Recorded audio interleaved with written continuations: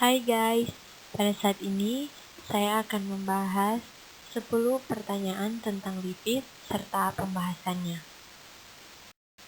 Yang pertama, apa yang dimaksud dengan lipid? Lipid berasal dari kata lipos dalam bahasa Yunani yang berarti lemak.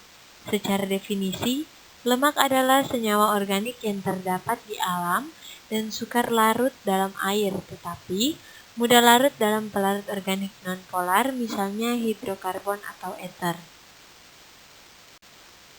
Yang kedua, apa saja fungsi dari lipid?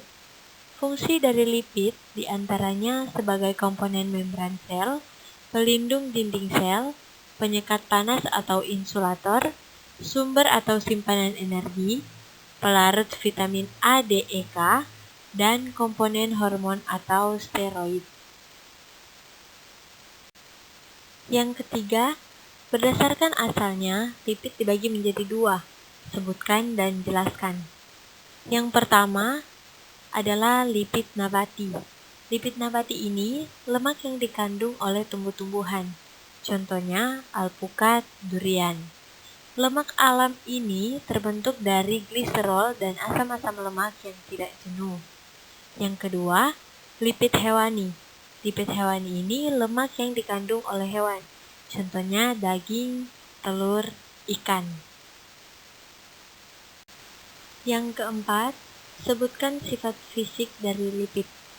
Yang pertama, pada suhu kamar, lipid hewan pada umumnya berupa zat padat, sedangkan lipid dari tumbuhan berupa zat cair. Yang kedua, lipid yang mempunyai titik lebur tinggi mengandung asam lemak jenuh, sedangkan lipid yang mempunyai titik lebur rendah mengandung asam lemak tidak jenuh. Yang ketiga, lipid yang mengandung asam lemak rantai pendek larut dalam air, sedangkan asam lemak rantai panjang tidak larut dalam air. Yang keempat, lipid larut dalam kloroform dan benzena. Alkohol panas merupakan pelarut yang baik. Yang kelima, berikan penjelasan tentang asam lemak. Asam lemak merupakan komponen penting pada lipid. Asam lemak merupakan asam organik berantai panjang yang mempunyai atom C dari 4-24, paling banyak C16 sampai C18. Asam lemak memiliki satu gugus karbonil COOH pada ujungnya dan ekor hidrokarbon non-polar yang panjang menyebabkan lipida bersifat tidak larut di dalam air dan tampak berminyak. Sifat fisik dari asam lemak. Yang pertama, asam lemak dengan atom C lebih dari 4 tidak larut dalam air, tapi larut dalam pelarut nonpolar. Kemudian, asam lemak dengan atom C kurang dari 4 dapat larut dalam air, contohnya asam asetat dan butirat. Selanjutnya, asam lemak dalam suasana basah membentuk garam disebut saponus atau sabun. Untuk natrium dan kalium, sabun mudah larut di air dan berbusa. Untuk alkali tanah, kalsium dan magnesium, sabun tidak mudah larut dalam air dan tidak berbusa. Yang keenam, apa yang dimaksud dengan gliserida dan wax? Yang pertama, gliserida. Gliserida adalah ester antara asam lemak dan gliserol. Fungsi dasar dari gliserida adalah sebagai simpanan energi yang berupa lemak dan minyak. Lemak umumnya diperoleh dari hewan, berwujud padat pada suhu ruang, tersusun dari asam lemak jenuh. Sedangkan minyak umumnya diperoleh dari tumbuhan, berwujud cair pada suhu ruang, tersusun dari asam lemak tak jenuh.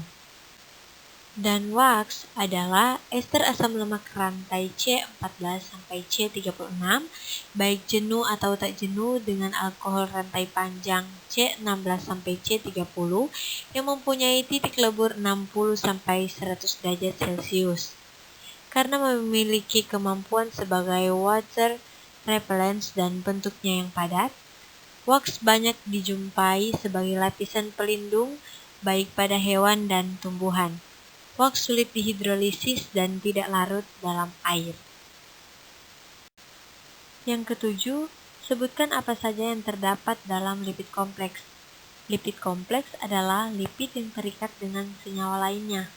Yang terdapat dalam lipid kompleks diantaranya yang pertama, gliserofosfolipid, yang dihasilkan dari asam fosfat yang membentuk ikatan ester, sehingga ia mampu mengikat molekul alkohol lain. Gliserofosfolipid juga sebagai penyusun membran sel. Yang kedua, lipoprotein, yang adalah kombinasi antara lipid dengan molekul lain. Lipoprotein terdiri dari dua jenis, yaitu high density lipoprotein dan low density lipoprotein. Yang ketiga, steroid atau sterol terdiri dari 4 cincin hidrokarbon yang menyatu, yang diantaranya 3 cincin mempunyai 6 karbon, 1 cincin mempunyai 5 karbon.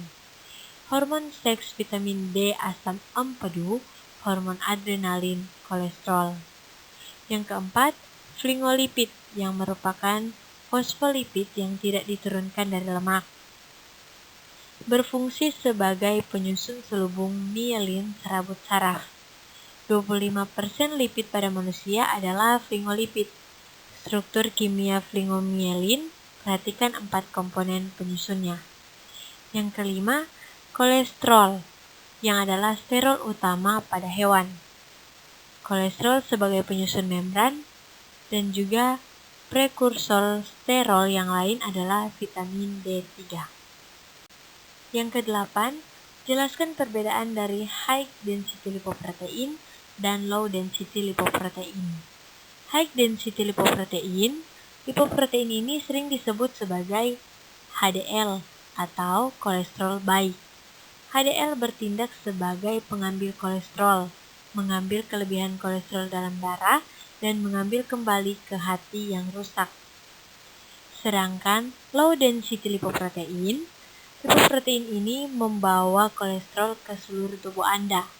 Seiring waktu, beredar kolesterol LDL bisa masuk dinding pembuluh darah Anda dan mulai menumpuk di bawah lapisan pembuluh darah.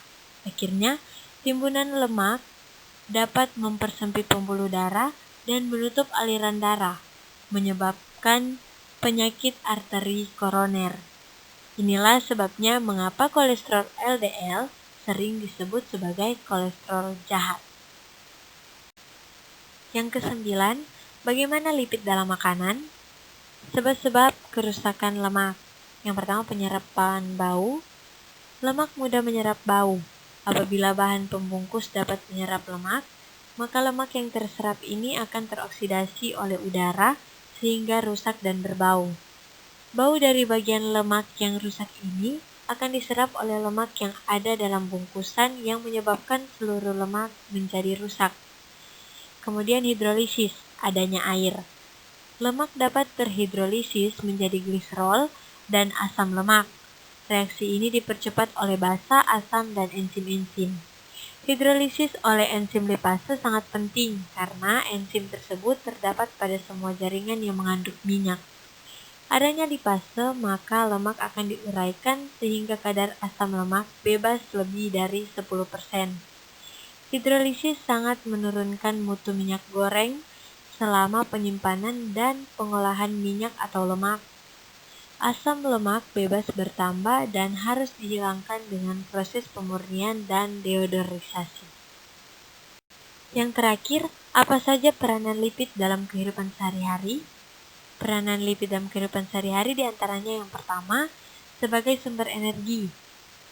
Lipid merupakan bentuk penyimpanan energi yang paling efektif dalam tubuh makhluk hidup. Lipid memberikan energi sekitar 2 kali lebih besar dibandingkan protein dan karbohidrat. Yang kedua, insulasi termal atau panas.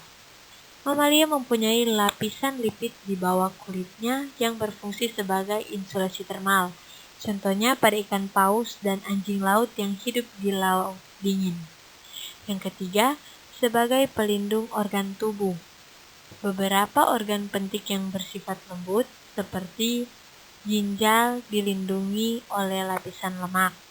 Yang keempat, sebagai sumber vitamin atau makanan. Di antaranya vitamin A, D, dan E hanya larut pada lipid. Demikian pembahasan materi tentang lipid. Sekian dan terima kasih.